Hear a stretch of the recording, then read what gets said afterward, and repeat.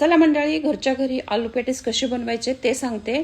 1 cup मैद्यामध्ये चवीनुसार मीठ आणि 1 चमचा तेल घालून सैलसर पीठ मळून घ्यायचं आणि झाकण लावून अर्धा तास हे रेस्ट करायला ठेवायचं। त्यानंतर उकडलेले 2 बटाटे साल काढून मॅश करून घ्यायचे किंवा किसून घ्यायचे। 1 चमचा तेलात अर्धा चमचा जिरे, 1 चमचा भरडलेले धणे आणि 1 चमचा कुटलेली बडीशेप घालायची। 2 हिरव्या मिरच्या बारीक कापून घालायच्या, 1 इंच आलं कापून घालायचं। हळद, लाल तिखट घालून काही सेकंद हे गॅसवर परतून घ्यायचं। त्यानंतर उकडलेला बटाटा घालायचा।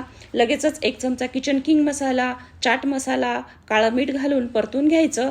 चांगलं मिक्स झाल्यावर कोथिंबीर घालून गॅस बंद करायचा आणि हे सारण थंड व्हायला ठेवायचं। 2 चमचे तुपात 1 चमचा मैदा आणि 1 चमचा कॉर्नफ्लोअर घालून साठा तयार करायचा।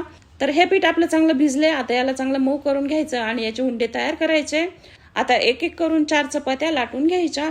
1 चपाती घेऊन त्याला साठा लावून घ्यायचा, त्यावर कोरडं पीठ भुरभुरायचं, त्यावर परत दुसरी चपाती अंथरायची। असं करून 4ही चपात्या एकावर एक ठेवायच्या। परत याला लाटून घ्यायचं आणि एक चौकोन कट करायचा व्हिडिओमध्ये दाखवल्याप्रमाणे। ह्या चौकोनाचे परत छोटे 4 चौकोन कट करायचे। आता ह्या चौकोनामध्ये सारण भरायचं आणि कडेला पाणी लावून कडा बंद करायच्या। मीडियम हॉट तेलामध्ये हे पॅटीस सोनेरी रंगावर छान क्रिस्पी होईस्तर आणि लेअर सुटेपर्यंत तळून घ्यायचे।